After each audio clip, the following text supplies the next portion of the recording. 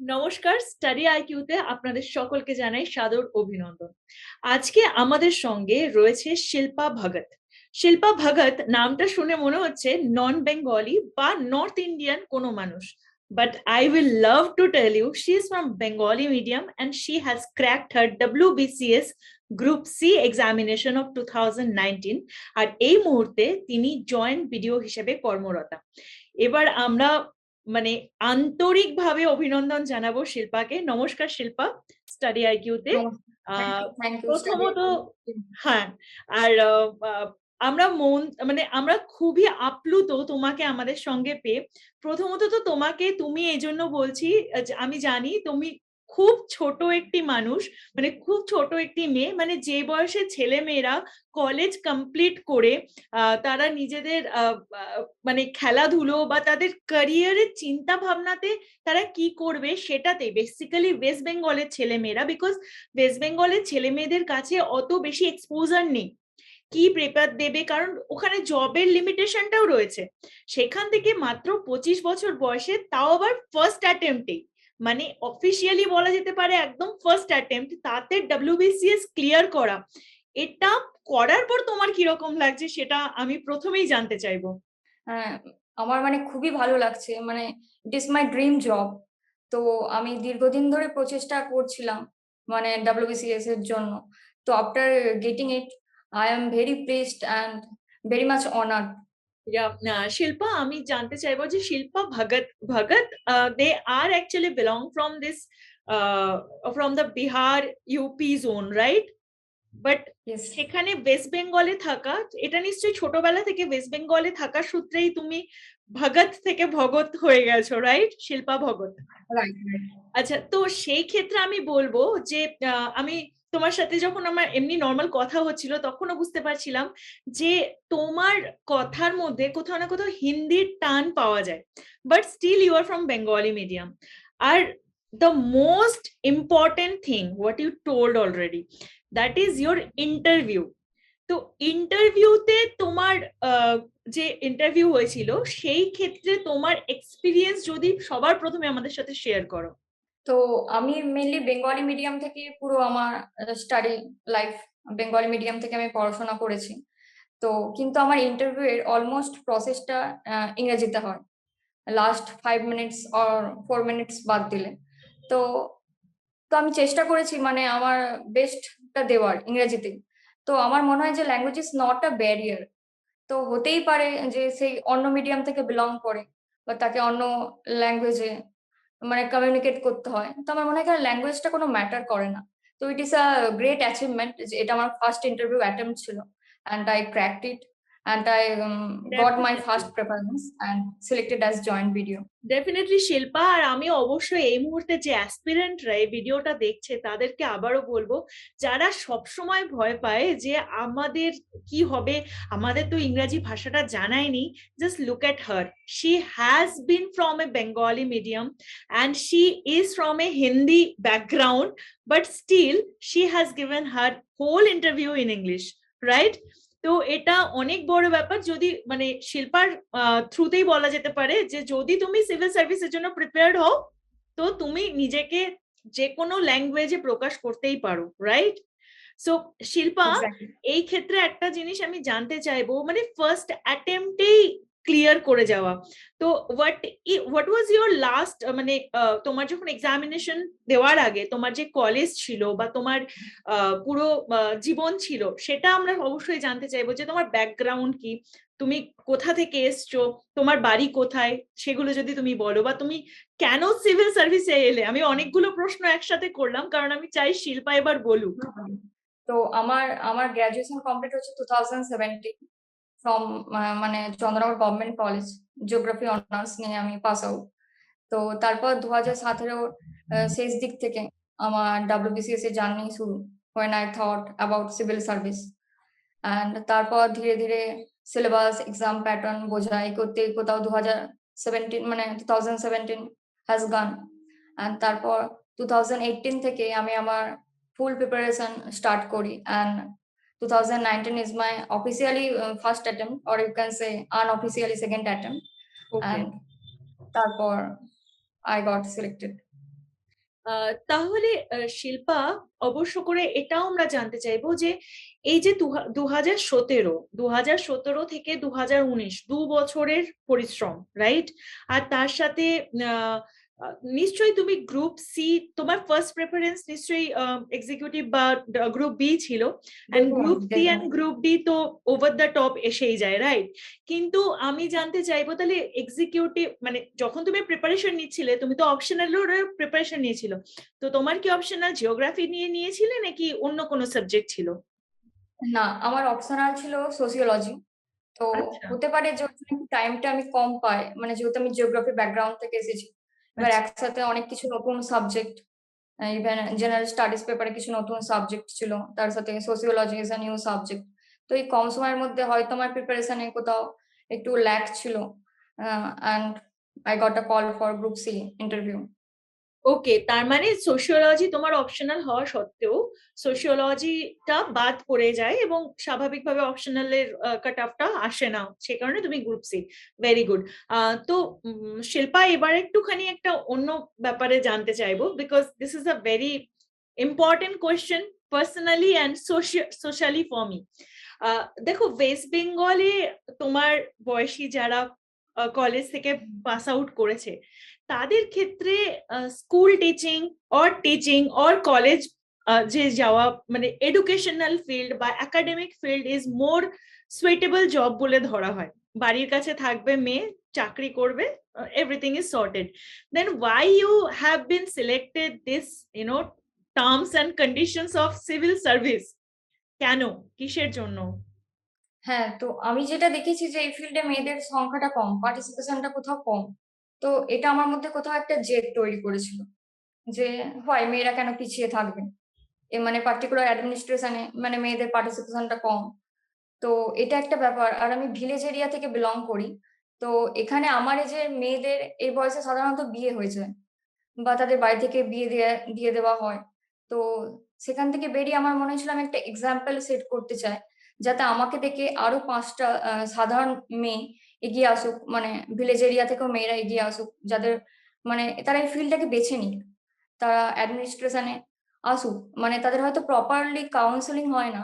মানে যেটা আমার ক্ষেত্রেও হয়েছিল। ইভেন যখন আমি ভাবি যে আমি WBCS চুজ করব বা এটাকে আমার প্রফেশন হিসেবে আমি দেখতে চাইছিলাম।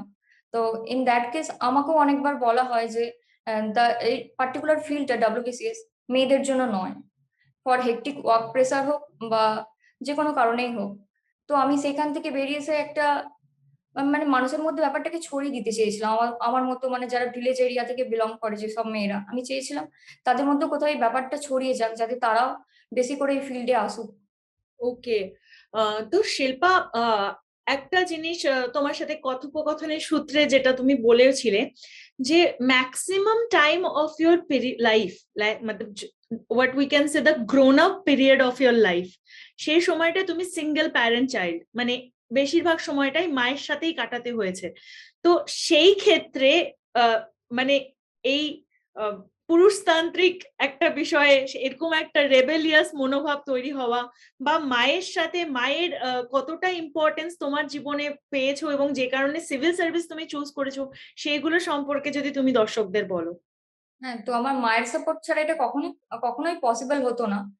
তো আমি যখন মানে ভেঙে পড়েছি বা কোথাও একটা ডিপ্রেশনের মধ্যে দিয়ে যখন দীর্ঘদিন একটা প্যান্ডেমিক সিচুয়েশনে যাচ্ছি, একটা আনসার্টেনিটি নিয়ে লাইফে, তো সেখানে আমি মায়ের সাপোর্টটা আমার কাছে খুব ম্যাটার করেছে। ইভেন এখন বলে নয়, ছোট থেকে। তো মা আমাকে অলওয়েজ মোটিভেট করেছে। মানে আমি যেটা করতে চেয়েছি, যখন আমি এই ফিল্ডটাকেও মানে বেছে নিই যে আমি WBCS অফিসার হতে চাই। তো মা আমাকে অলওয়েজ সাপোর্ট করেছেন। এটা আমার ক্ষেত্রে খুব ব্লেসিংস যে তার আশীর্বাদ আমি পেয়েছি এবং আজকে এই জায়গাটাতে আসতে পেরেছি। দারুণ ব্যাপার, শিল্পা। তো শিল্পা, কংগ্রাচুলেশন বলা তো প্রথমেই হয়ে গেছে, কিন্তু এখন আসল লড়াইটা শুরু, রাইট? তো what is your exactly. Just near future, যদি বলি তার প্ল্যান কি? শিল্পা এখন আগামী দিনে কি করতে চলেছে, মানে is she going to give her next attempt, or she has already given her last attempt? কি লাস্ট অ্যাটেম্প কি তুমি দিয়ে ফেলেছো, মানে 2019-এর পরের 2020-র অ্যাটেম্প বা 21-এর অ্যাটেম্প কি হয়ে গেছে তোমার? হ্যাঁ, আমি 2020 র মেন্স দিয়েছি। এবং 2021 এর প্রিলিমসও দিয়েছি। বা দেখা যাক, মানে আমার টার্গেট এক্সিকিউটিভ, তো সেটার জন্য চেষ্টা করব। ওকে, সো একদম নিয়ার, এটা তো হয়ে গেল পরীক্ষামূলক, যে মানে পরীক্ষার জন্য যে প্ল্যানিং গুলো সেটা। আমি জানতে চাইবো যে what is about the union service, what is about, মানে বেঙ্গল থেকে ইউনিয়ন সার্ভিসে তুমি যেরকম একটা চ্যালেঞ্জ সেট করছো বা তুমি একটা এক্সাম্পল সেট করছো প্রত্যেকের জন্য, সেরকম what is your plan? Because Bengal থেকে এরকম ইউপিএসসির ক্ষেত্রে চ্যালেঞ্জিং মেন্টালিটি নিয়ে খুব কম লোককে এগিয়ে আসতে দেখা যায়। What is your plan and what will be your advice to the upcoming aspirant? তো আমি যেটা বলবো, আমার ডেফিনেটলি ইচ্ছা আছে মানে ইউপিএসসি দেওয়ার, ইউনিয়ন সার্ভিসে যাওয়ার। তো আমি চেষ্টা করব আমার কাজের মধ্যে থেকে যেটুকু সময় বের করে তার মধ্যে ইনভেস্ট করা যায়। এবং আমি বলবো আপকামিং জেনারেশনকে আরো বেশি করে এই অ্যাডমিনিস্ট্রেশন ফিল্ডটাতে আসার জন্য। সেটা ইউপিএসসি হতে পারে, ওয়েস্ট বেঙ্গল সিভিল সার্ভিস হতে পারে। তো যাতে আরো তারা ইন্সপায়ার হয়ে, মোটিভেটেড হয়ে, যে একটুখানি গতানুগতিক ফিল্ডের বাইরে গিয়ে তারাও যাতে এই ফিল্ডটাতে এগিয়ে আসে। That will be very much pleasure for all of us. True. Shilpa, আরেকটা জিনিস আমি জানতে চাইবো এখানটায়, আমার খুব এটা জানতে ইচ্ছে করছে, এই যে প্যান্ডেমিকের পিরিয়ডের এই সময়টা, 2019-এর রেজাল্ট, তাও আবার group C, it took a long time, right? মানে মাঝখানে কোনো পরীক্ষা নেই, কোনো রেজাল্ট নেই, একটা মারাত্মক অস্বস্তি কি হতে চলেছে। তো এটা তো সকলের সাথেই কম বেশি হয়। তো সেই সময় তুমি কি করেছো যেটাতে তোমাকে মোটিভেটেড রেখেছে এই পুরো লম্বা সময়টায়? তো আমি যেটা মানে ফার্স্টেই বলবো যে ইট ইজ নট আ টি-20 ম্যাচ। এটা টেস্ট ক্রিকেট। এটা ভেবেই কিন্তু তোমাকে এগোতে হবে যে আমি যখন এই ফিল্ডে আসছি, এটা একটা টাইম কনজিউমিং ব্যাপার। তো 2019, যেটা 3 ইয়ার্স মোটামুটি লেগেছে অলমোস্ট। একটা আমরা প্যান্ডেমিক সিচুয়েশন এর মধ্যে দিয়ে যাচ্ছিলাম। আমি নিজে কোথাও মাঝে, মাঝে একটা ডিপ্রেশন, একটা অ্যাংজাইটি যেটা হয় একটা আনসার্টেন ফিউচারের মধ্যে দিয়ে। হুম। একটা কোনো প্ল্যানিং নেই, কিছু নেই। তো তার মধ্যে আমি চেষ্টা করেছি নিজেকে যতটা রিল্যাক্স রাখা যায়, যেগুলো ভালো লাগে আমার সেগুলো করতে। আমার যেমন স্টোরি বুকস বা মুভিজ দেখতে ভালো লাগে। তো আমি চেষ্টা করতাম মাইন্ডকে রিল্যাক্স রাখার জন্য সেগুলোও করার। কিন্তু তার পাশাপাশি হয়তো মাইন্ড ডাইভার্ট হবে, কিন্তু লক্ষ্য থেকে ডাইভার্ট হয়ে গেলে হবে না। তো আমি চেষ্টা করেছি আমার যেগুলো খামতি ছিল, যে সাবজেক্টে বা যে পোরশনে খামতি ছিল, আমি সেগুলো চেষ্টা করেছি সেগুলো ফিল আপ করার। ওই টাইমটাতে আমি যাতে নিজের বেস্টটা দেওয়ার চেষ্টা করেছি। আর তাছাড়া আমার 2020 সিভিল সার্ভিস মেইন ছিল। তো আমি সেটাকে টার্গেট করে এগোচ্ছিলাম। আচ্ছা শিল্পা, একটা জিনিস জানার, যে ডেফিনেটলি তুমি অলরেডি পাস করে গেছো, সুতরাং এটা মানে কোনো there is no second doubt or second thought about it, but still I would like to know, you are from arts background, তো সেই ক্ষেত্রে কি তোমার ক্ষেত্রে ডব্লিউবিসিএস এর পুরো জার্নিটা খুব সহজ ছিল, বা তোমারও মানে আমি জানতে চাইবো what was your particular weakness যেটার ওপর তুমি কাজ করেছো, বা যারা অ্যাসপিরেন্ট আগামী তারাও যেন দেখতে পারে, তারাও যেন বুঝতে পারে যে তারাও কি করে নিজেদের উপর কাজ করবে আর জিনিসটা থেকে ওভারকাম করবে। এক্স্যাক্টলি, আপনি যেটা বললেন, আমি যেহেতু মানে আর্টস ব্যাকগ্রাউন্ড থেকে এসেছি, তো আমার উইকনেস ছিল ম্যাথস, জিআই, সায়েন্স পেপার। এগুলোতে আমার উইকনেস ছিল। তো আমি যখন জার্নিটা স্টার্ট করি, এগুলো আমার মাথাতেই ছিল যে কিছু সাবজেক্ট আমি জানি না, কিছু সাবজেক্ট আননোন থাকবে। তো আমি চেষ্টা করতাম যে ওই সাবজেক্টগুলোতে এভরিডে কিছু না কিছু টাইম দেওয়ার। ম্যাথস, জিআই এগুলো রেগুলার রেগুলার বেসিসে প্র্যাকটিস করার। প্রথমে বেসিক জায়গাগুলো কনসেপ্ট ক্লিয়ার করে ওগুলোতে প্র্যাকটিস করার চেষ্টা করেছি। And it will be helpful. আমার মনে হয় এটা যদি অনেকেই করে, হয়তো কেউ সায়েন্স ব্যাকগ্রাউন্ড থেকে আসছে, তার হিস্ট্রি, জিওগ্রাফি বা আদার সাবজেক্টে উইকনেস থাকতে পারে। তো আমার মনে হয় সেই মানে যেগুলো উইকনেস আছে সেগুলোর জন্য একটা পার্টিকুলার মানে প্রতিদিন যদি কিছু সময় বার করে ওগুলোতে যদি একটু ইনভেস্ট করা যায়, আমার মনে হয় খামতিটা একটা টাইম পর পুরো দূর হয়ে যাবে। দ্যাট উইল বি, তবে তার কোনো অ্যাডভার্স কিছু থাকবে না। মানে আমি যে কিছু পারি না এই ব্যাপারটা থাকবে না। ঠিক। তো শিল্পা, এ তো গেল তোমার তোমার উইকনেস এর জায়গা। এবার আমি অবশ্যই জানতে চাইবো যে তোমার এই পুরো প্রিপারেশনের সময় how much important it was for you to watch the study IQ's videos. Study IQ তোমার পড়াশোনাতে বা তোমার প্রিপারেশনে কতটা হেল্প করেছে, সেটা সম্পর্কে যদি তুমি অডিয়েন্সদের বলো। I am thankful to study IQ. Study IQ এর মানে কারেন্ট অ্যাফেয়ার্স এর ভিডিও গুলো আমি দেখতাম ইভেন আমার ইন্টারভিউ প্রিপারেশনের আগে।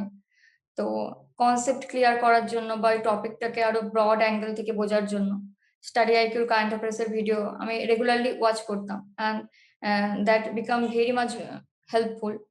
তো ইভেন স্টাডি আইকিউ যেটা এখন তো বেঙ্গলিতেও প্রিপারেশন ডেলিভার করছে, তো আমার মনে হয় সেটা বেঙ্গলি মিডিয়ামের স্টুডেন্টদের জন্য বা ওয়েস্ট বেঙ্গল থেকে যেসব অ্যাসপিরেন্টস আছে তাদের জন্য অনেক হেল্পফুল হবে। Exactly we also think so যে আমরাও যেন একটা পরিব্যাপ্তি নিয়ে অনেক বেশি ভাবে যেন সেই সমস্ত কন্টেন্ট যেগুলো দিল্লিতে না আসলে পরে পসিবল নয় সেই কন্টেন্ট গুলো বেঙ্গলি স্টুডেন্টদের কাছে পৌঁছানোর চেষ্টা আমরাও চালাচ্ছি।